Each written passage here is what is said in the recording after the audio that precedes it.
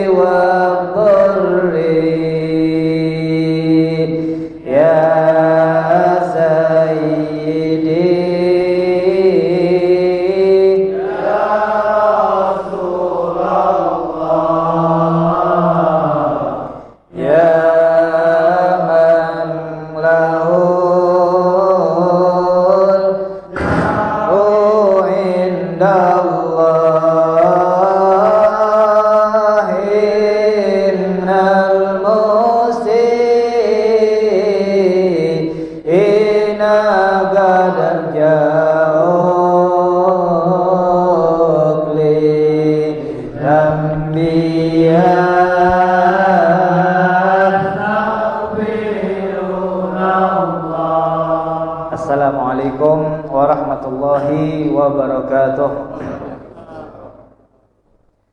Bismillahirrahmanirrahim. Alhamdulillahi rabbil alamin wa bihi nasta'in ala umurid dunya waddin. Wassalatu wassalamu ala sayyidina Muhammadin khatamin nabiyyin wa ala alihi wa sahbihi ajma'in. Subhanaka la ilma lana illa ma 'allamtana innaka antal alimul hakim wa tub 'alaina ya rabb innaka antat tawwabur rahim. Nawaina al-i'tikaf fi hadzal masjid ma dumna fi Allah ta'ala. Nawaina at-ta'allum wa at-ta'lim wal ifadata wal istifadah wan nafa' wal intifa' wal mudzakarah wa tadhkir ibtigha'a mardati wa qurbih wa thawabihi ma'usul wa husnul afiyah. Rabbi shrah li sadri wa yassir li amri wa hlul 'uqdatam min lisani yafqahu qawli. Rabbi zidna ilman warzuqna fahma. Allahumma aghnina bil 'ilm wa zayyinna bil 'ilm wa akrimna bi taqwa jamilna bil afiyah. Wa sallallahu ala sayyidina Muhammadin nabil ummi wa ala alihi wa sahbihi wa sallam. Alhamdulillahi rabbil alamin. Ma'asyiral hadirin, alhamdulillah tsumma alhamdulillah tsumma alhamdulillah. Bersyukur kita kepada Allah Subhanahu wa taala atas nikmat dan anugerah yang Allah berikan kepada kita. Di antaranya Allah Subhanahu wa taala menjadikan kita termasuk orang-orang yang dipilih oleh Allah Subhanahu wa taala menjadi orang-orang yang mendapatkan kenikmatan yang tidak semua orang mendapatkan kenikmatan ini, yaitu bisa menghidupkan waktu antara maghrib dengan isya dengan beribadah kepada Allah Subhanahu wa taala. Ulama mengatakan waktu antara maghrib dan isya itu merupakan harta karun. Dalam 24 jam, dalam siang dan malam, ada 1 jam, ada 1 waktu yang disebut dengan ulama sebagai harta karun. Ada harta yang biasa, ada harta karun. Disebut dengan kalimat al-kunus. Kunus artinya harta karun. Al-kunus kullal kunus ma bainal isya'in. Harta karun dari segala harta karun adalah waktu antara maghrib dengan isya. Ini waktu antara maghrib sampai isya kurang lebih hanya sejam. Walaupun sejam, walaupun sebentar, tapi nilainya gak ada di jam-jam yang lain. Dalam 24 jam hanya ada di waktu antara maghrib dengan isya. Ini waktu yang terbaik, sehingga ulama ataupun salafun as-soleh mereka tidak menerima tamu kalau seandainya ada tamu yang bertamu ataupun datang ke rumah mereka di waktu maghrib sampai isya. Kalau orang bertamu ke rumah salaf, maka salaf tersebut gak bakal buka pintu mereka, karena mereka mengatakan menyambut tamu ataupun bertamu di waktu antara maghrib sampai isya itu merupakan aib ataupun keburukan, merupakan aib. Orang yang bertamu di waktu maghrib ataupun orang yang menerima tamu di waktu maghrib. Kenapa dilarang? Karena waktu ini digunakan oleh mereka dengan beribadah kepada Allah Subhanahu wa taala. Maka dari itu, mari kita biasakan diri kita setiap malam, mulai dari waktu maghrib sampai isya, biasakanlah diri kita untuk beribadah kepada Allah Subhanahu wa taala. Jangan beristirahat, jangan males-malesan ataupun jangan keluar segala macam ke mana tempat yang enggak bagus, kecuali diisi dengan beribadah kepada Allah Subhanahu wa taala, majlis taklim, zikir ataupun qiraatul Quran. Boleh di rumah, boleh di masjid. Alhasil waktu antara maghrib sampai isya digunakan dengan sebaik-baiknya, yaitu dengan beribadah kepada Allah Subhanahu wa taala. Dan alhamdulillah Allah menjadikan kita termasuk orang-orang yang duduk dan mengisi waktu bainal isya'in ini dengan menuntut ilmu Nabi Muhammad SAW lewat majlis taklim. Ini merupakan kenikmatan yang luar biasa. Walaupun dalam cuaca hujan, tapi alhamdulillah dan subhanallah, Allah tetap mendatangkan kita ke ini tempat. Maka insya Allah ini pertanda dari Allah Subhanahu wa taala. Walaupun di sela-sela waktu sempit kita, di sela-sela capek kita, mungkin ada yang enggak sehat, mungkin dengan cuaca yang hujan, namun Allah tetap menjadikan kita termasuk orang-orang yang memakmurkan dan menghidupkan majelis ilmu Nabi Muhammad SAW. Ini pertanda Allah Subhanahu wa taala mencintai kita dan mencintai dan ingin menjaga keluarga kita. Sehingga ulama mengatakan termasuk pendapat yang salah kalau seandainya ada orang yang pergi ke tempat seperti ini hanya dengan niat menuntut ilmu. Ini ada tambahan dari ulama, kalau antum datang ke tempat-tempat seperti ini, ke majelis-majelis seperti ini, niatnya jangan hanya menuntut ilmu. Niatnya jangan hanya untuk menambah ilmu. Kenapa? Menambah ilmu ataupun menuntut ilmu alias belajar dimanapun bisa. Apalagi di zaman sekarang, dengan YouTube-nya, dengan media sosialnya, di HP. Yang nama HP itu sekarang apa aja ada, gitu kan? Di Google, di YouTube, kita nak belajar apa aja ada. Belajar wudhu yang terbagus, belajar wudhu dari Habibnya si fulan, bisa kan? Buka HP, ini bisa. Kita belajar lewat HP bisa, kita belajar lewat YouTube, lewat Google bisa. Tapi ulama mengatakan beda jauh antara orang-orang yang belajar dengan HP tadi dengan orang-orang yang duduk di majelis taklim. Beda. Walaupun dia dengar ceramahnya yang hebat luar biasa, penceramahnya pun tinggi luar biasa ilmunya, tapi yang dia dapatkan enggak sama seperti orang yang duduk di majelis taklim. Kalau orang seperti kita ini, insya Allah kata Nabi Muhammad, duduknya kita mendapatkan 1000 rakaat. Mereka enggak. Mereka hanya, wih hebat ilmu nih, wih bagus nih, wih bener nih, kan gitu kan? Tapi kita lupa, kalau kita duduk di sini mendapatkan pahala 1000 rakaat, pahala mengantarkan 1000 jenazah, pahala menjenguk 1000 orang sakit, pahala haji, pahala umroh, mendapatkan ampunan dari Allah. Ini banyak hal-hal yang bisa didapat justru dengan duduk saja. Ini beda jauh. Dan walaupun ilmunya itu aja, wudhu lagi, belajar sembahyang lagi, nggak seru-seru amat. Kalau kita buka Google, ilmu yang lain banyak kan? Ilmu mantek, ilmu-ilmu yang tinggi-tinggi, ilmu-ilmu yang hebat. Ini kita hanya tertipu dengan ilmu-ilmu yang tinggi, tapi kita lupa dengan apa yang kita peroleh. Kita tidak mendapatkan pahala yang banyak dari Allah Subhanahu wa taala. Sehingga insyaallah kita mengharapkan kepada Allah Subhanahu wa taala, mudah-mudahan dengan duduknya sebentar kita di tempat ini, seluruh dosa-dosa kita akan diampuni oleh Allah Subhanahu wa taala.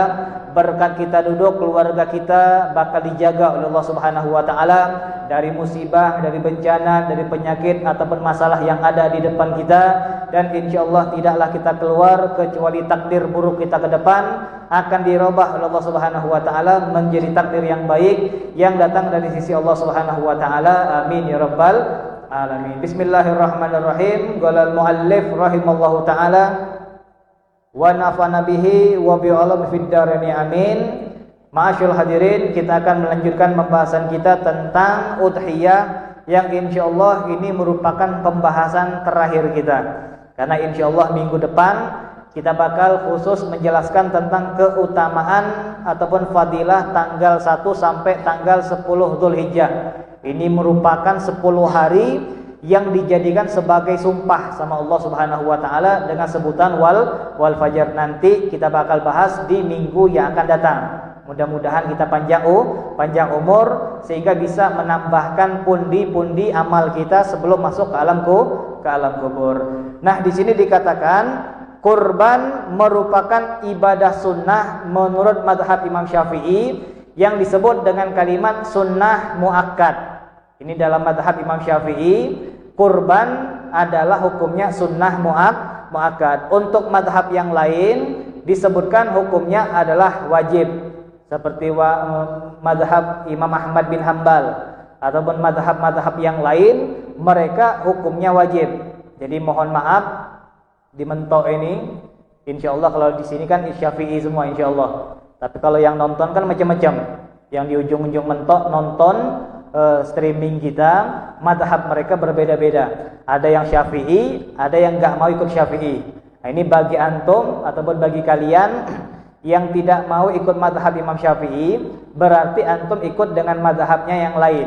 Mungkin Hambali, mungkin yang lain. Tapi perlu diingat, kalau antum sudah pindah dari mazhab Imam Syafi'i ke mazhab yang lain, maka hukum kurban pun berpindah.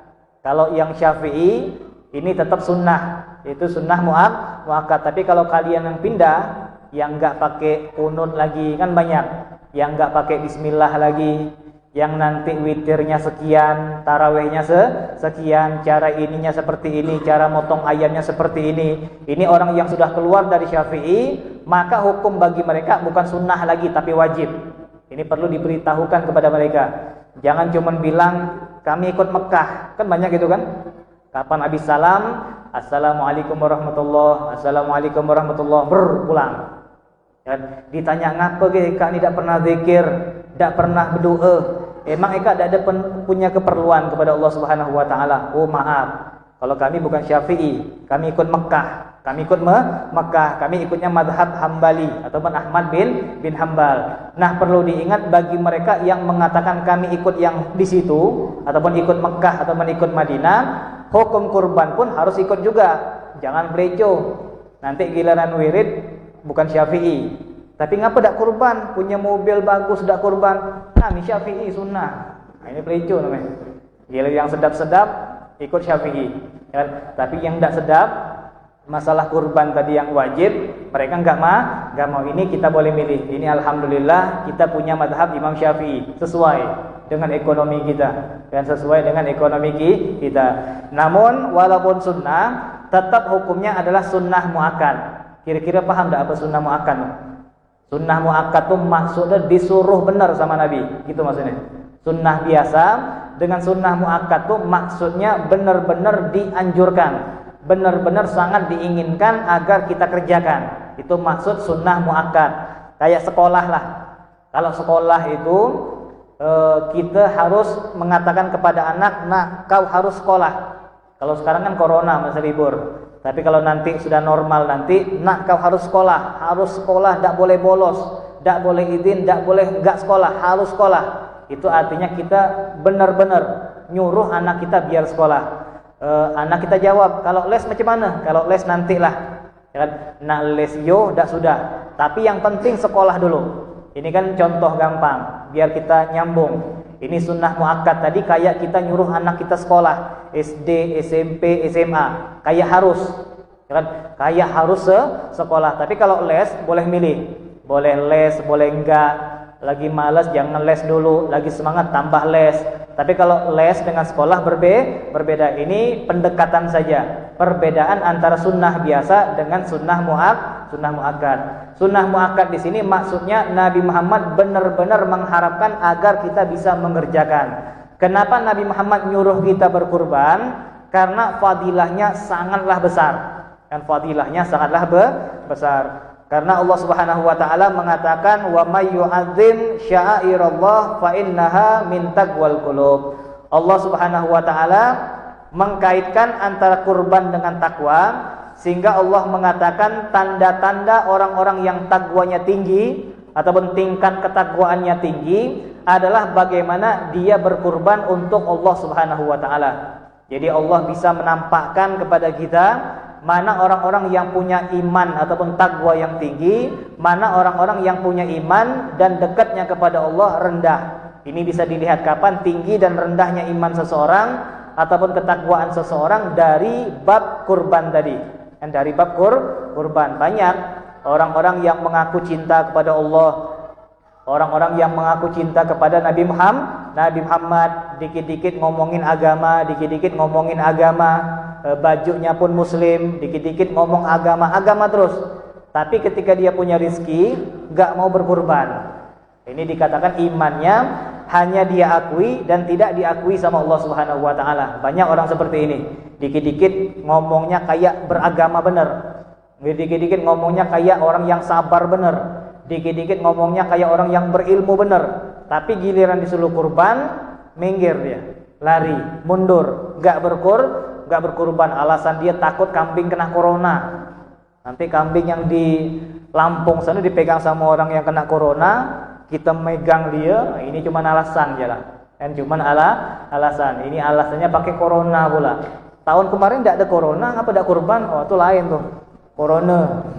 Dan gara-gara corona ini dikatakan letak iman seseorang dilihat dari kurbannya. Kalau dia punya rizki berkurban, menandakan imannya kuat. Dan justru sebaliknya, bisa jadi di mentok ini ada orang yang kalau kita ngelihatnya biasa-biasa aja lah.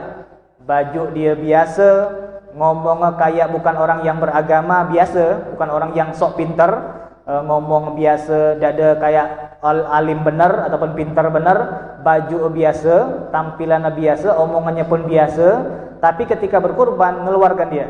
Ini contoh orang yang di mata manusia dia enggak bertakwa, tapi di mata Allah Subhanahu wa taala dialah benar-benar orang yang bertakwa. Ini perbedaan iman tinggi dengan iman rendah bisa dilihat dan diukur dari segi kurban yang dia serahkan kepada Allah Subhanahu wa taala.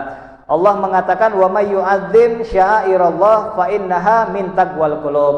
Kita pelan-pelan, Allah mengatakan barang siapa yang mengagungkan syiar-syiarnya Allah, barang siapa yang membesarkan, yang menghebohkan syiarnya Allah, itulah orang-orang yang punya ketakwaan yang tinggi dalam hatinya, kata Allah Subhanahu wa taala. Mensyiarkan agamanya Allah seperti azan. Dan azan itu termasuk syiar Islam ataupun syiar Allah, ataupun sholat berjamaah. Ketika satu kampung hidup sholat berjamaahnya itu merupakan syiar, dan orang-orang pun bakal takjub kapan ngelihat ada kampung yang berjamaahnya rame, kan gitu. Kapan sholat 5 waktu sedang berjalan, kita naik motor lewat satu kampung, rupegak kita nengok yang sembahyang di situ ramai.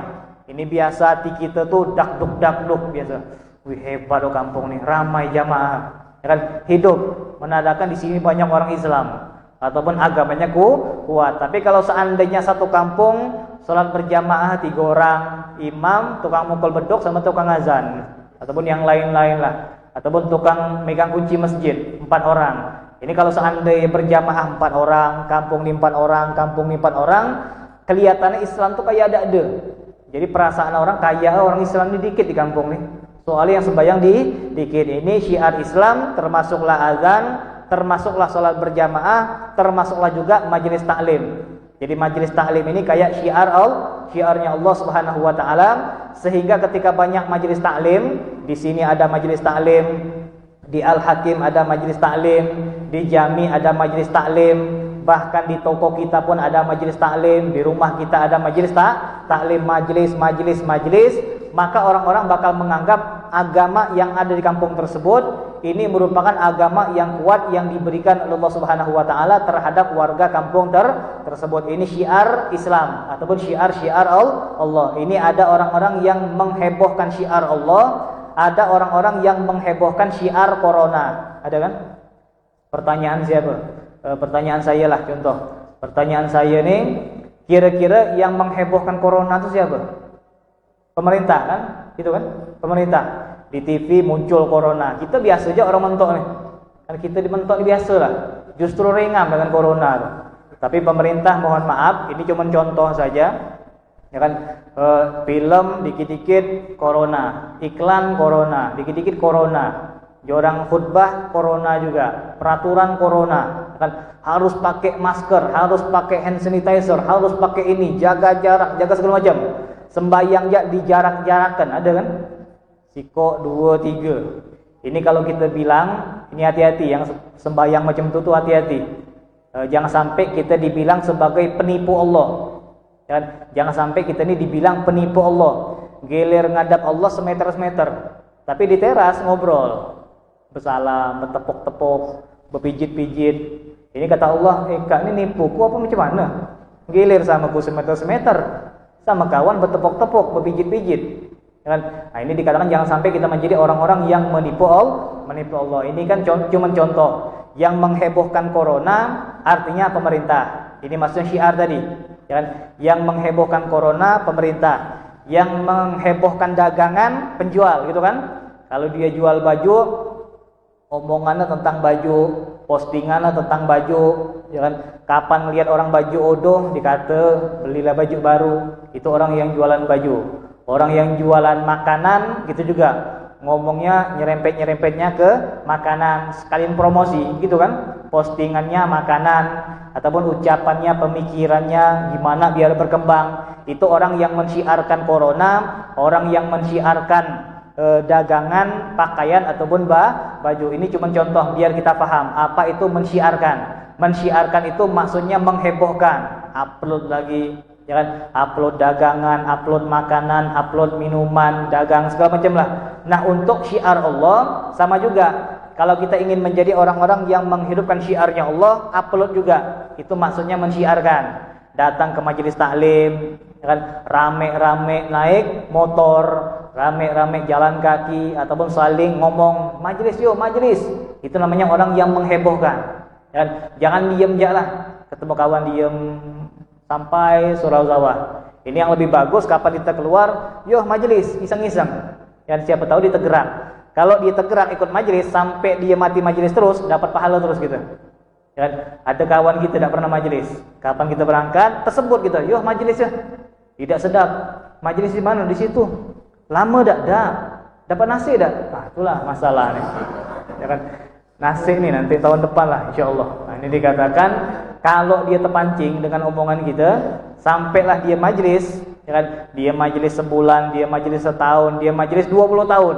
Maka 20 tahun dia majelis, kita pun dapat dapat pahala majelis walaupun kita tidur di rumah. Mungkin gara-gara capek, tapi dia majelis. Ini kan sebab-musabab awal dia majelis kan gara-gara kita. Ini mandalla ala khairin kafa ini, barang siapa yang mengajak kebaikan, maka setiap orang tersebut berbuat kebaikan, kita pun bakal mendapatkan pahala hebohkan. Ajak kawan kita posting, itu kan termasuk mensyiarkan. Bikin status, nanti adalah orang-orang yang fudul. Apa yang sering kau posting tuh majelis? Apa majelis tuh? Nah, itulah ayo syahadat langsung masuk majelis. Syahadat ataupun belajar tentang Islam, ayo kita mulai ikut majelis, upload di WA, di Facebook, gembor-gemborkan videonya ataupun segala macam, ataupun tentang kurban, tentang hukum-hukum yang lain. Itu namanya orang-orang yang menghebohkan ataupun orang-orang yang mensyiarkan agamanya Allah Subhanahu wa taala. Nah, kata Allah, orang-orang yang menghebohkan tadi termasuk rekaman ini. Dan orang-orang yang rekam ini termasuk adalah orang-orang yang menghebohkan, mensyiarkan agamanya Allah Subhanahu wa taala. Berkat rekaman seperti ini, anggota majelis yang tidak ada bisa pergi gara-gara hujan bisa nonton di rumah, gitu kan? Orang-orang yang mungkin malu untuk kumpul gara-gara nggak ada yang kenal bisa nonton dari rumah, bisa ngelihat, oh alhamdulillah, dan teman-temanku ataupun kampungku sudah hidup dengan agama. Mudah-mudahan yang nge-live ataupun yang ngundang semuanya, insyaallah kita yang hadir bakal mendapatkan pandangan khusus dari Allah Subhanahu wa taala, dan insyaallah diberikan kenikmatan iman kepada Allah Subhanahu wa taala sebelum nyawa kita diambil oleh Allah Subhanahu wa taala. Fa innaha min taqwal qulub, itu merupakan paling bertakwanya hati, kata Allah Subhanahu wa taala. Ini sya'airallah. Imam Ibn Katsir beliau mengatakan maksud ayat ini sya'airallah, barang siapa yang mengagungkan syiarnya Allah. Imam Ibn Katsir mengatakan maksudnya adalah hewan kurban. Dan maksudnya adalah hewan kurban. Wa may yu'adzim di sini maksudnya istihsan, istisman, menggemukkan, istizam, dan juga membesarkan kambing, memperbagus kambing, menggemukkan kambing, membesarkan kambing. Jadi maksud ucapan beliau atau tafsir beliau mengatakan maksud ayat ini adalah barang siapa yang membesarkan hewan kurbannya. Dan barang siapa yang membesarkan hewan kurbannya, kapan dia belanja, milih yang paling gemuk, gitu kan? Kayak sahabat Anas bin Malik. Sahabat Anas bin Malik itu kalau kurban 2 kambing putih yang besar-besar. Itu Anas bin Malik radhiyallahu anhu, sahabat Nabi Muhammad sallallahu alaihi wasallam. Setiap kurban beliau selalu nyari kambing yang paling gemuk. Sampai-sampai sahabat heran, "Wahai Anas bin Malik, kau ini kalau kurban ngapa nak nyari kambing yang gemuk? Kalau dak ada di Madinah kau nyari di keluar kota. Sampai ketemu, sampai dapat kambing yang gemuk." Apa kata beliau? "Karena aku pernah melihat Nabi Muhammad mati-matian nyari kambing yang gemuk." Ngotot Nabi Muhammad, dak kayak gitu. Kalau kita kan datang ke tempat penjagalan, taruhlah orang kaya tadi, mana kambing yang paling mahal tuh? Berapa tuh? Misal, cuma contoh, 5 juta tuh. Kan? Kalau orang yang punya ghiroh besar, dia bakal nanya lagi, ada tak yang lebih mahal? Yang 8 juta, yang 9 juta, ada. Dipesan dulu. Yang dipesan dulu. Nah, bagi orang-orang yang punya ghiroh besar, maka dia bakal mengatakan, kalau gitu aku nunggu yang besar aja lah, yang 9 juta, yang 11 juta. Kambing gunung gitu kan? Kambing gunung kan 12 juta, 13 juta. Kambing gunung, bukan gunung menumbing. Kambing gunung yang besar tuh. Di Mentok ini jarang gitu ngeliat kambing-kambing yang besar. Tapi kalau antum ke Palembang ataupun Jakarta, jarang nengok kambing-kambing macam di Mentok nih. Kalau di Mentok nih kambing-kambingnya kecil-kecil semua. Kecil-kecil mahal pula. Kalau di Palembang, di Jawa sana besar-besar murah. Kan ini ujung-ujungnya bisnis juga. Kan ujung-ujungnya bisnis. Nah, ini dikatakan kalau orang yang punya ghiroh besar, dia kepengen yang paling bagus, dia nyari mana yang biasa 9 juta, 10 juta. Oh, dak ada tuh. Kalau nak pun dipesan dulu. Nah, ini dikatakan kalau orang yang punya ghiroh, dia bakal ngomong, kalau gitu aku pesan yang tuh. Tapi orang yang tidak punya ghiroh besar, ya sudahlah, yang tujaklah.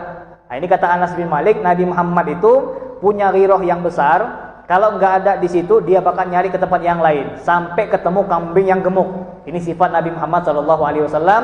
Maka diikuti sama sahabat Anas bin Malik, sehingga beliau kalau kurban nyari kambing yang paling gemuk, yang paling besar untuk membesarkan pahalanya. Istisman itu artinya yang gemuk. Nyari kambing yang gemuk. Istiqom, nyari kambing yang besar, tulang besar. Tulang besar, emang dia besar kambing tadi. Dan juga gemuk. Istihsan, dan juga yang bagus, bukan yang ganteng, bukan. Mana kambing yang ganteng? Wah, ini dong mancung, bukan. Maksud istihsan tadi, yang bagus tadi maksudnya warnanya, karena kan beda. Kambing yang paling bagus itu putih, gitu kan. Tapi kalau nggak ada boleh hitam, kalau nggak ada pun boleh kuning. Ini cari kambing yang paling bagus, lihat warnanya, kira-kira mana kambing yang paling molek. Ini warna mulai putih bersih, misalkan putih bersih. Di sini ada garis-garis pula, kayak anak pang zaman sekarang. Wih, mulai kambing nih, biar semangat gitu. Dan biar semangat itu namanya orang yang punya ghiroh besar dalam berkurban. Jangan basing-basing. Nengok yang leto-leto berapa nih?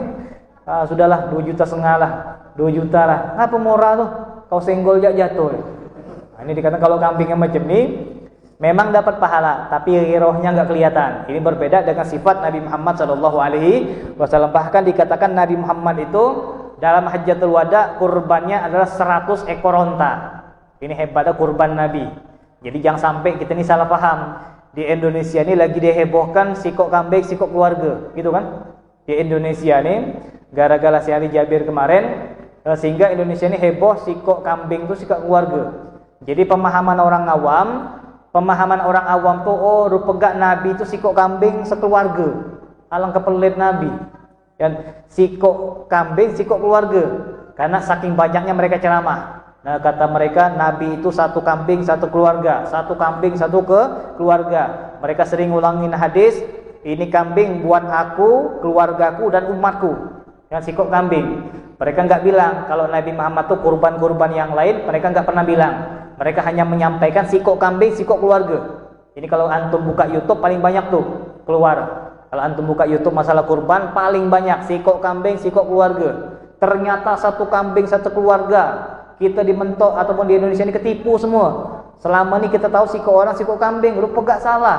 Yang benar tuh sikok kambing, sikok keluarga. Jadi pemahaman orang kampung, oh berarti Nabi dulu tuh cuma motong sikok kambing untuk keluarga. Ini siapa bilang? Dan kalau kita belajar hadis, banyak sekali jenis-jenis hewan ataupun banyak sekali Nabi Muhammad berkurban dalam Idul Adha. Nabi Muhammad pernah dalam Sahih Muslim berkurban ataupun membelikan satu sapi yang besar untuk istrinya. Jadi beliau beli sapi khusus buat istrinya. Jadi enggak hanya satu kambing sekeluarga dah. Nabi Muhammad beli lagi sapi. Memang yang ini dipotong untuk aku, keluargaku dan umatku. Tapi Nabi Muhammad belanja lagi dan beli sapi lagi untuk istri-istrinya. Dan di dalam umur Nabi Muhammad SAW ataupun dalam Hajjatul Wada, Nabi Muhammad berkurban dengan 100 ekor unta. Kita pernah ada kurban unta? Belum kan? Kemarin Taman Safari pernah nawarin tahun kemarin ya.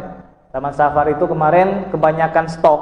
Jadi dia nerima siapa yang nak beli unta. Pacak pula dia. Kapan bulan haji ditawar bos-bos Madura tuh. Cong gitu kan, ataupun siapa orang Madura kan cong gitu kan, ataupun siapa-siapa lah ya kan, nak beli unta tak? Di mana? Di sini. Berapa? 200 juta kemarin, yang tahun kemarin 200 juta. Kalau kita beli sapi dapat 10 ekor. Akhir haji itu mikir juga, unta segitu mahal, kalau sapi aja lah, siko unta 100 juta. Kalau beli sapi 10 ekor banyak faedah, banyak yang dapat. Akhirnya dah laku sampai sekarang. Yang ada di Taman Safari. Jadi bagi antum yang kepengen beli unta boleh nelpon Taman Safari, siko 200 juta dan jual rumah.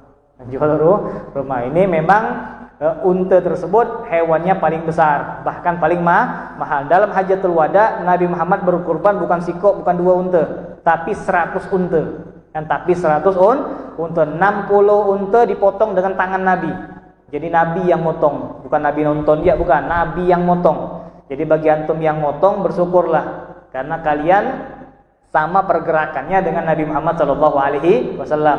Nabi Muhammad itu 60 unta dengan tangan Nabi Muhammad sendiri, dan 40 unta dengan tangannya Sayyidina Ali alias menantu Nabi Muhammad SAW. Ini kurban yang paling besar, ini dipraktekkan oleh Nabi Muhammad SAW. Jadi boleh tambahan sedikit untuk yang kaya-kaya dibentuk, seperti misalkan kalau ada pejabat-pejabat ataupun dokter spesialis ataupun dokter-dokter yang kaya ataupun kayak sekelas Meng Kiong ataupun yang lain-lain, coba kalau berkurban itu berkurban dengan yang bagus juga kayak Nabi. Nabi itu kurbannya 100 unta. Jangan duit banyak, rumah mentereng kayak berlian, kurbannya kambing ketak, jangan. Kapan ada bos beli sapi 5, beli sapi 7 gitu, nyesuaikan dengan harta. Jangan ngikut siko itu untuk orang miskin. Siko itu untuk orang biasa, untuk karyawan gitu kan, untuk bos-bos kecil, untuk yang kerja di kantor-kantor yang punya dana sedikit, itu untuk mereka satu kambing ya. Tapi untuk para bos jangan siko kambing juga, nama peleco. Ada apa-apa yang penting kurban.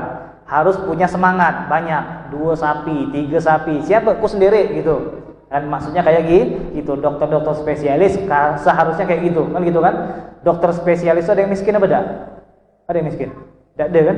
Duit banyak. Jadi kurbannya jangan siko. Kalau jorang kurban siko, kami yang miskin ini macam mana kucing dipotong? Kalau nyesuaiin harta tadi. Kalau Nabi kan 100 unta. Kan Nabi 100 unta sebagai kepala pemimpin. Itu kan Nabi. Sebagai kepala pemimpin Nabi Muhammad itu 100 unta. Jadi anak buahnya wajar. Sahabat Anas bin Malik 2 ekor kambing, sahabat-sahabat yang lain sekor kambing. Jadi sesuai, ada tingkatan. Yang kaya sekian banyak unta, sekian banyak sapi, jadi yang bawah-bawah tuh sikok kambing. Nah kalau seandainya yang atas sikok kambing, jadi bawah ini motong apa? Masa sama? Dan ini enggak ada. Jadi para bos-bos yang besar-besar, kepala dinas atau segala macam, pejabat-pejabat yang banyak gambar-gambar di pinggir jalan kemarin yang menang-menang tuh, motong jangan sikok 2 ekor kambing, 3-4 sapi motong. Kan 3-4 sapi, mudah-mudahan jorang nonton. Kalau jorang dah nonton ataupun pura-pura enggak dengar, mudah-mudahan harta tekelek. Kan mudah-mudahan harta tekelek. Yang enggak paham alhamdulillah. Ini dikatakan harus sesuai.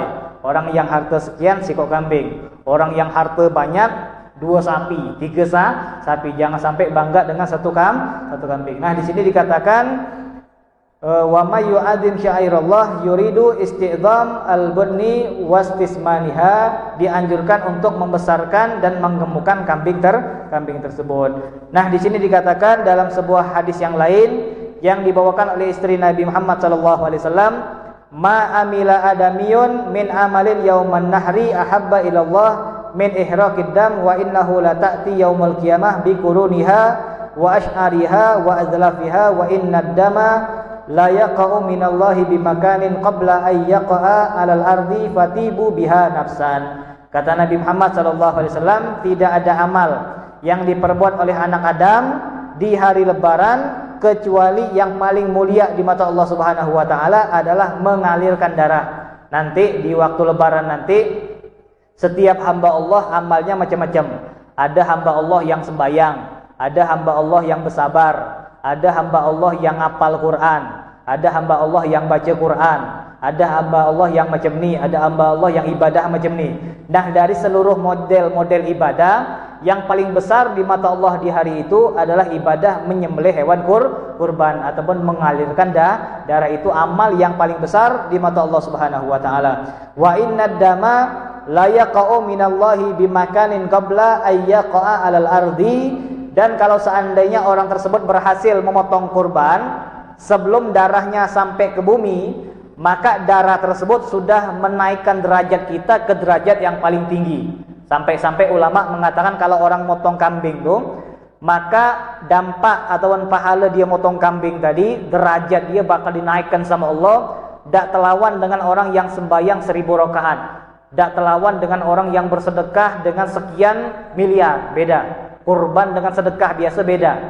Kurban 3 juta, sedekah 3 miliar. Di mata kita besar sedekah. Besar mana nih?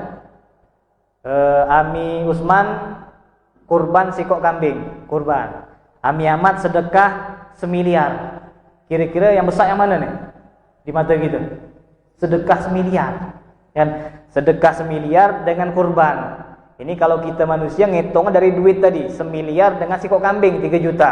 Tapi kalau seandainya di mata Allah beda, sedekah dengan kurban tuh beda. Maka dari itu Nabi Muhammad mengatakan kalau nak motong kambing tuh nunggu selesai khutbah Jumat. Kalau orang belum selesai khutbah eka lah motong kambing, kata Nabi, maka pahala kayak pahala sedekah, tidak ada besar. Kan pahala kayak pahala sedekah, kayak fitrah lah, kayak beras fitrah. Kata Nabi Muhammad, beras fitrah itu sebelum sembahyang Idul Fitri terlaksana harus sudah dibagikan. Kalau seandainya orang lah sembahyang eka belum membagikan, lalu setelah sembahyang baru dibagikan, maka pahala sama kayak sedekah biasa. Jadi beda. Antara sedekah dengan fitri berbeda, antara sedekah dengan kurban berbeda. Ini dikatakan orang yang berkurban tadi, dengan hewan kurban tadi, derajat kita dinaikkan kepada Allah dengan derajat yang paling tinggi. Tidak terlawan dengan orang yang sembahyang paling banyak, tidak terlawan dengan orang yang berzikir ataupun baca Quran dengan jumlah yang sangat banyak, namun bisa dilampaui dengan sekedip mata dengan orang yang memotong kurban. Jadi gambaran gini. Ini orang yang ngaji nih. Ini orang yang ngaji ataupun zikir ataupun ibadah yang lain, ini yang motong kurban. Yang ngaji yang salat tadi naik derajat macam ini. Dia ngaji naik lagi, dia ngaji naik lagi, gitu kan? Sebulan dia ngaji naik lagi, setahun dia ngaji naik lagi, 20 tahun dia ngaji naik lagi. Ini orang yang ngaji ataupun orang yang berzikir ataupun orang yang sembahyang, pelan-pelan naik. Pelan-pelan naik derajat dia. Tapi untuk orang yang motong kurban tadi, kata Nabi Muhammad, dengan sekedip mata dia bakal ngelewatin yang ibadah-ibadah orang ini. Naik, nyusul. Jadi ibadah yang bertahun tadi bisa disusul dengan ibadah kurban. Bisa nyusul dengan apa? Dengan hewan kurban tadi. Kata Nabi Muhammad, qabla ayyaqa'a 'alal ardi. Derajat dia bakal langsung cepat dinaikkan sama Allah sebelum darah jatuh. Kan? Arti cepat benar. Ini kan kambing. Kambing jatuh ke tanah darah kira-kira berapa detik? Berapa detik? Kan kita motong kambing nih. Keluar darah kan? Kalau darah keluar dari kambing ke tanah tuh berapa detik? Apa berapa hari jatuh? Berapa detik kan? Nah, ini kalau berapa detik tadi, sebelum dia jatuh yang cepat tadi, derajat dia lah naik dulu. Kata Nabi Muhammad sallallahu alaihi wasallam, ini fadilah bagi orang-orang yang menyembelih hewan kurban, fatibu biha nafsan. Maka perbaguslah hewan kurban tersebut. Dan perbaguslah hewan kurban tersebut. Fatibu di sini maksudnya perbagus di sini uangnya halal. Kan? Uangnya halal, jenis kambingnya bagus, semaksimal kita. Ya kan? Kemudian niat kita pun juga bagus. Fatibu biha nafsan. Perbaguslah kambing dengan hatimu untuk masalah kurban tadi. Terakhir dalam sebuah hadis Nabi Muhammad SAW tentang memperbagus kurban tadi. Kata Nabi Muhammad, man dhaha thaibatan biha nafsuh muhtasiban liudhiyatihi kanat lahu hijaban minan nar. Barang siapa yang berkurban thaibatan biha nafsuh, sama dengan tadi, memperbagus kambingnya. Barang siapa berkurban kemudian dia milih kambing yang paling bagus, kambing yang paling bagus. Ini jangan sampai kita cuma beli HP yang paling bagus. Ini kan kadang-kadang dibentuk nih, ada orang yang tidak mampu kurban, tapi HP ya, kamera 7. Ada maksudnya mahal. Kan HP berdegar, HP mahal, kurban dak lah, malu. Malu bagus kawan tuh HP ya. Dia sukalah. Kan padahal bukan muji dia, ngolok dia. Beli HP mampu, kurban dak mampu. Boleh HP tuh. 7 juta. 7 juta kapan kau beli? Seminggu yang lalu. Minggu depan aku nak ganti lagi. Aku nak belikan untuk anakku, untuk ruang guru lah segala macam. Kan oh beli HP pokok ada yang paling canggih. Ini kamera sekian. Kurban dak? Dak. Ini hendak kurban, beli HP berganti-ganti terus. HP yang kamera 78. Ini perlu kita perhatikan. Ini dikatakan kadang-kadang ada orang yang punya HP bagus. Jangan HP bagus di sini maksudnya HP yang mahal. Kan HP yang mahal. Kalau HP yang murah enggak lah. Kalau yang kayak saya 700 enggak terbeli kambing. Jangan. Itu Ustaz punya HP, tengok dulu HP yang berapa. Dan kalau HP yang 700 nak tukar kambing, nak tukarlah nih kambing. Ini tergantung HP. Kadang-kadang ini cuma contoh. Kadang-kadang ada orang yang punya HP yang mahal, teknologi yang canggih, milih yang bagus. Kok mana HP yang paling mahal nih? Yang paling mahal tuh kamera 1000 megapiksel. Dan dari lubang kubur saya lihat. Saking tajam loh. Kalau ada lubang kubur di kamera kelihatan. Oh masa kok? Iklan macam tuh. Misal nanya sama aku mana yang paling bagus, mana yang keluaran terbaru. Tapi kapan ke tempat mat kambing, mat pisang atau yang lain-lain ke Jami, berapa di Jami itu? 3 juta. Tak ada yang 27, 26, 22. Ada lah, saya tengok-tengok lah. Kan? Ini nyari yang paling murah. Ini kebalik kita. Ini kebalik. Seharus kalau HP itu basing lah, yang penting hidup. Itu. Kan HP apa basing lah kok, yang penting bisa video call. Dan yang murah-murah ada apa? Yang penting bisa video call. Ini kalau sengaja mati tidak apa-apa, yang penting bisa nengok muka anakku. Cari yang paling murah. Tapi kapan kita beli kambing, mana yang paling mahal? Ini yang benar. Ini yang bagus. Beli HP yang paling mahal, mobil bedeleu, motor Harley, kan gitu kan? Yang Harley kemarin gitu. Ini untuk jorang tuh tidak pantas korban sikok kambing, tidak pantas. Tidak pantas. Ini dikatakan harus sesuai dengan ibadahnya. Ini maksud dengan thaibah, memperbagus kambing tadi dan memperbagus niat kita. Memperbagus niat kita.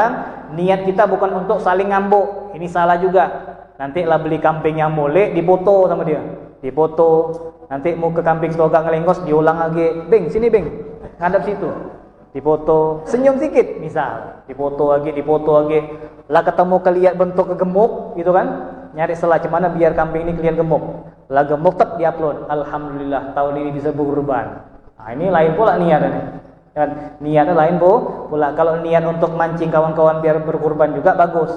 Tapi kalau seandainya niatnya berambu-ambu, dia punya kawan, nanti kawan upload, udah nak kalah bang, upload juga sini. Padahal kambing orang foto. Ya kan? Ini saling berambu-ambu ini jangan sampai heran. Jangan sampai kita bilang, dah ada Ustaz, siapa bilang di zaman sahabat lah ada. Di zaman sahabat lah ada. Sahabat Abdullah bin Abbas dalam kitab ini juga pernah mengatakan, setelah wafatnya Nabi Muhammad SAW, banyak sahabat-sahabat yang salah niat. Dan banyak sahabat-sahabat yang salah niat. Mereka berlomba-lomba beli kambing yang besar untuk bangga-banggaan. Dan untuk bangga-banggaan. Terbukti sekarang pun banyak. Ini kalau usah jauh-jauh lah dibentuk nih. Masjid sama masjid lah berambu-ambu gitu kan. Masjid sama masjid lah berlomba-lomba. Eka di Jami berapa? Siko. Wah, kami 7. Kan di Peltim berapa? 16. Wah, dah nak kalah dia. Ini berambu-ambu tadi. Jadi Jami tadi yang ngerasa tahun kemarin kecil hati, siko masa bro, kita ini cuma siko kecil ini. Kita harus berusaha sampai lah terkumpul 17. Ya kan? Lah terkumpul 17, dia bilang sama kawan yang kemarin nanya, Eka lah motong lom, kami lah berapa? 17. Wah, ini naik sedikit nih. Kau berapa? 20. Kalah lagi dia. Ini saling saling bersaing. Ya kan? Ini zaman sekarang jangan sampai heran, jangan sampai kita bilang ada. Siapa bilang zaman sahabat ya lah ada. Di zaman sahabat ya ada, tapi sahabat tuh cepat, kapan mereka ngelenceng langsung balik lagi. Kapan mereka miring langsung baliklah lagi. Ini perbagus kambing sama perbagus niat. Nah, niat kita untuk Allah Subhanahu wa taala. Kalaupun kita terlanjur upload ataupun sudah terlanjur bangga-banggaan, sudah terlanjur berlomba-lomba, tinggal kita ngontrol hati tadi. Dan tinggal kita memperbagus hati. Kemarin niat salah, ya Allah minta maaf. Kemarin niat salah, ya Allah. Ku ngobrol ke kawanku tuh bersaing-saing, minta maaf ya Allah. Hari ini ku rubah niatku. Insyaallah kurbanku hanya untuk engkau. Ini tinggal ngerubah niat saja. Jangan dibuang kambingnya, jangan. Tinggal ngerubah niat.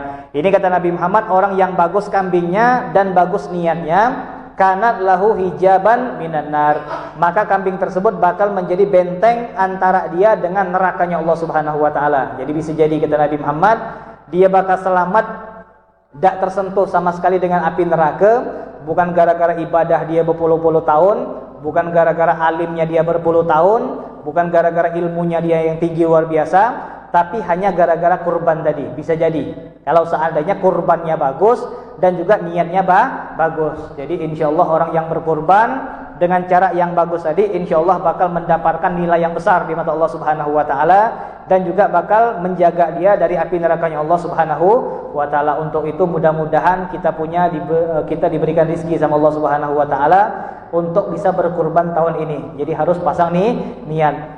Kita pulang dari rumah nih tanya bini kita, "Dek, kira-kira ada tabungan enggak gitu nih?" "Ada, Bang." "Berapa?" 17. "Untuk apa, Dek?" "Bayar utang." "Enggak ada utang." "Untuk apa?"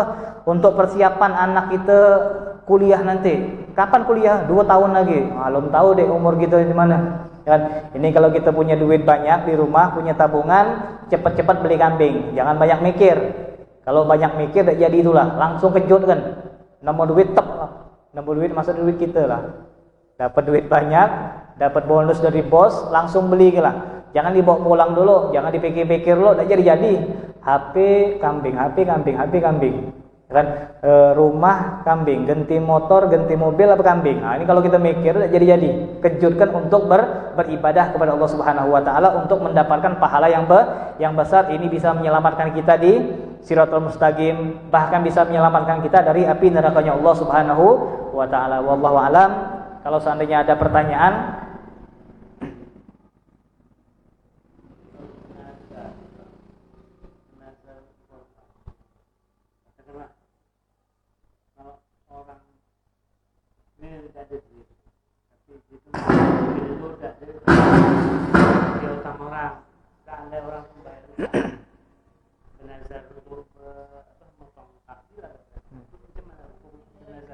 ini dikatakan kalau seandainya ada orang yang bernazar, mungkin orang berutang sama dia, dan orang berutang sama saya nazar, kalau seandainya dia bayar utang, tapi maksudnya pasti utang besar kan, tidak mungkin utang 20.000, utang besar. Misalkan utang dia 500 juta ataupun 1 miliar atau besar lah jumlahnya. Kapan dia utang, mungkin sangkutan rumah ataupun sangkutan segala macam, alhasil proyek besar, hitungannya rumah ataupun hitungannya toko, kayak 500 juta, hitungan besar, bukan hitungan 20.000 ya kan? Hitungan besar, kita nazar. Kalau memang dia bayar utang kepada aku nazar tahun ini bakal berkurban. Dan ku nazar tahun ini bakal berkurban. Yang pertama hukumnya bagaimana? Hukumnya adalah boleh. Jadi kalau kita nazar macam itu boleh. Jadi kapan dia tidak bayar, tetap lanjut ke nazar. Ya Allah, tahun ini dia belum bayar, tahun depan ya Allah. Kalau tahun depan dia bayar, tahun depan ku kurban 2 misal. Tahun ini sikok sapi, tahun depan naik ya Allah, 2 sapi ya Allah. Kan subhanallah, tahun depan tidak bayar juga. Jangan diputuskan niat lagi. Ya Allah, kalau dia bayar 3 sapi ya Allah. Nah, mungkin Allah bilang, ini baru seimbang. Sikok sapi tidak sesuai. Nah, 3 sapi baru cocok. Coba kau bilang 3 tahun yang lalu, laku kabul kan. Nah, ini kadang-kadang nazar harus sesuai. Duit yang besar tadi kita nazar, yang pertama hukumnya boleh. Boleh. Bahkan kata ulama, nazar ini merupakan jalan pintas agar doa kita bisa dikabulkan sama Allah Subhanahu wa taala. Itu jalan pintas.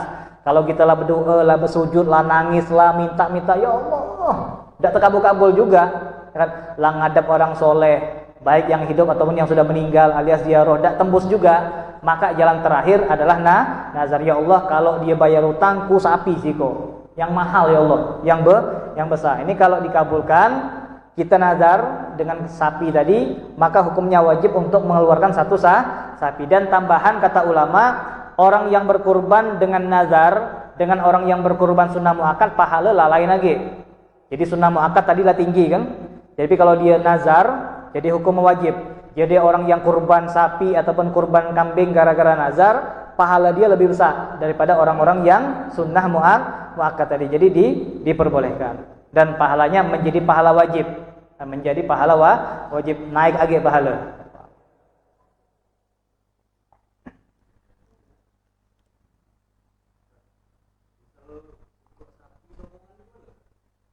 Satu sapi?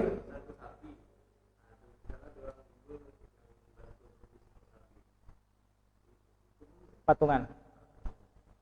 Ini patungan untuk mendapatkan satu sapi, ini hukumnya boleh karena batasannya satu sapi untuk tujuh orang.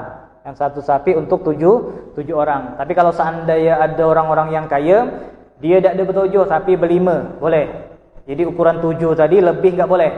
Tapi kalau kurang boleh. Sikok sapi 6 orang, sikok sapi 5 orang, sikok sapi 4 orang, boleh. Tapi kalau seandainya 8, ulama mengatakan 8 tidak sah.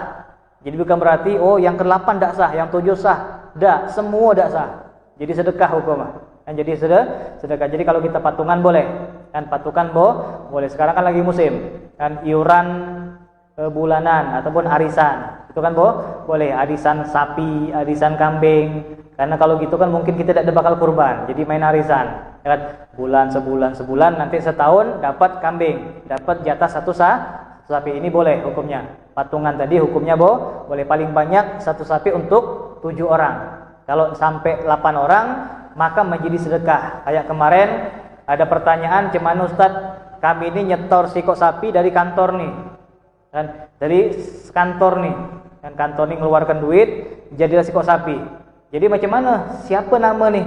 Kalau kami lah berunding untuk 7 orang, rupa gak orang tidak nak. Kami tidak nak kalau 7 itu nanti berebut. Namaku. Akhir kami putuskan sudahlah sikok sapi ini sekantor. Atau gimana tuh?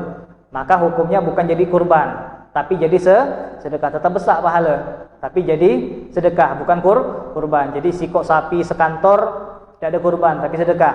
Sikok sapi se-SMA, kan pernah kan SMA 1 gitu kan? Sikok anak murid dipinta yang pasti yang punya 5.000, 20 dipinta sikok kelas 2 kelas sampai sesekolah ditambah guru-guru jadilah sikok sapi, ya kan?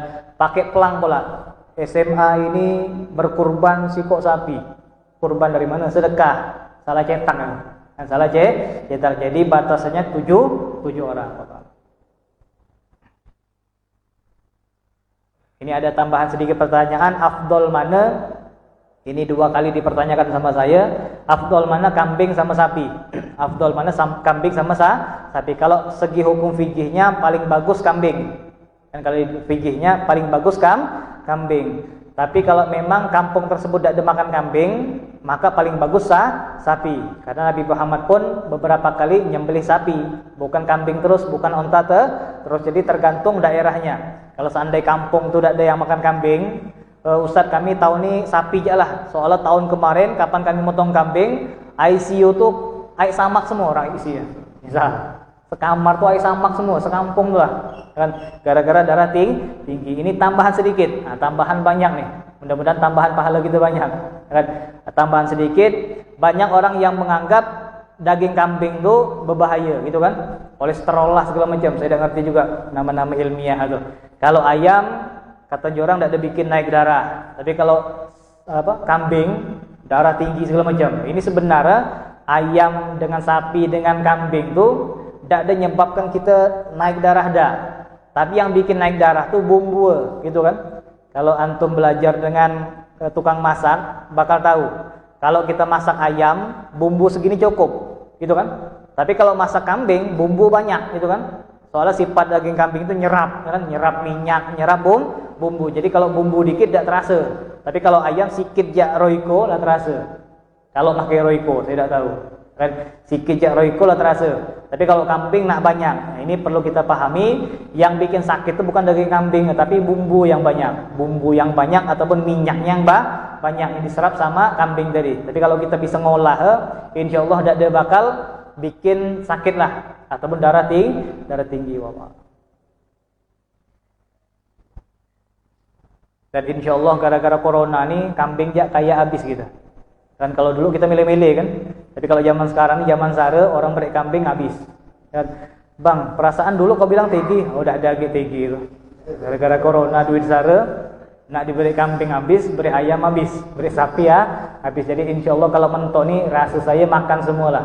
Dan insya Allah maka paling-paling adalah sikok dua orang tua yang tidak makan. Dan gara-gara takut tadi, gara-gara prasangka mereka beneran jadi sakit. Gara-gara takut sakit beneran. Dan ini tambahan yang terakhir. Dan ini tambahan yang terakhir. Dikatakan kalau kita takut jadi, misalnya daging kambing nih, ini daging kambing. Ada orang yang penakut, wah kayak TG nih. Kalau dia takut dia makan jadi benar, kan? Kalau dia takut jadi benar. Tapi kalau seandainya dia bilang adalah, Bismillah lah, kan? Tapi dokter juga mengatakan boleh untuk dia makan, kan? Ini berbeda dengan orang-orang yang was-was. Kalau dia makan, insya Allah tidak bakal sakit. Jadi yang bikin dia sakit itu was-was tadi. Dan gara-gara prasangka tadi. Dalam Al-Quran Allah mengatakan ana inda dhanni abdi bi. Aku bersama dengan prasangka hambaku. Kalau hambaku nyangke bagus tulah. Tapi kalau hambaku nyangke buruk tulah. Tengoklah Indosiar kapan mak minum cangkir tumpah. Perlu kita contoh enggak? Kapan dia bergerak tumpah. Ya Allah anakku. Akhir kan gitu kan? Di syuting film anak, wah anak nombor. Dan sebenarnya dalam hukum Islam anak belum jatuh tapi inilah jatuh dulu. Ini hukum Islam. Jadi kalau memang kayak gitu kata orang, wah ngapalah anakku nih, ngapalah lakiku di laut tuh. Ini cuma prasangka aja lah.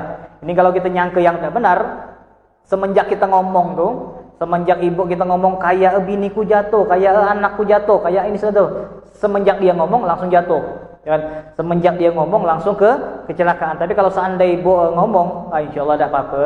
Dan ngapa nih cangkir jatuh? Oh tidak apa-apa, sehat. Tidak apa-apa, jatuh biasa. Ini kalau ngomongnya benar, insya Allah anaknya bakal selamat. Jadi sebenarnya bukan anak dulu yang jatuh baru cangkir, itu pertanda dari Allah, bukan. Cangkir jatuh dulu, akhirnya dia bersangka. Akhir dia bersangka, Allah bilang, ana inda dhanni abdi bi. Aku sesuai dengan prasangka hambaku. Dia nyangka jatuh, udah jatuh kata Allah. Itu kan? Ana indah dhanni abdi bi. Aku bakal melakukan sesuatu dengan prasangka hambaku. Kalau emak tadi nyangka, wah anakku jatuh dia. Wah anakku cerai. Ya kan? Prasangka hambaku kata Allah Subhanahu wa taala. Insyaallah kalau kita yakin kambing tadi enggak bakal bikin kita modar, enggak bakal. Kalau kita yakin Allah.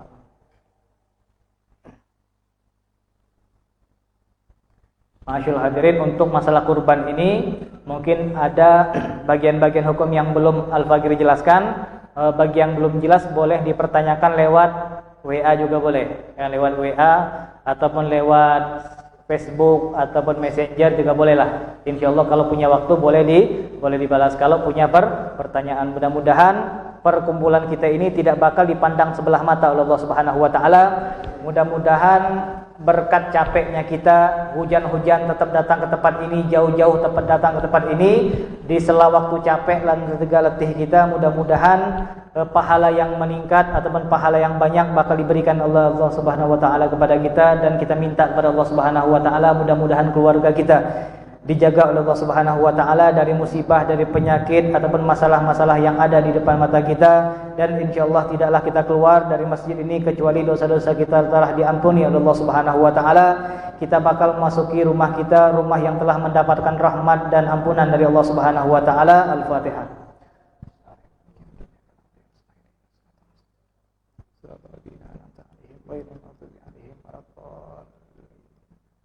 Amin.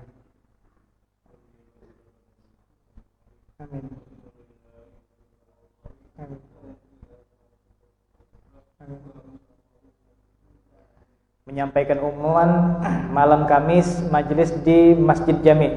Malam Kamis majelis di Masjid Jami ba'da maghrib, pembahasan tentang salat. Pembahasan bagi orang-orang yang meninggalkan salat. Wallahu a'lam. Wassalamualaikum warahmatullahi wabarakatuh.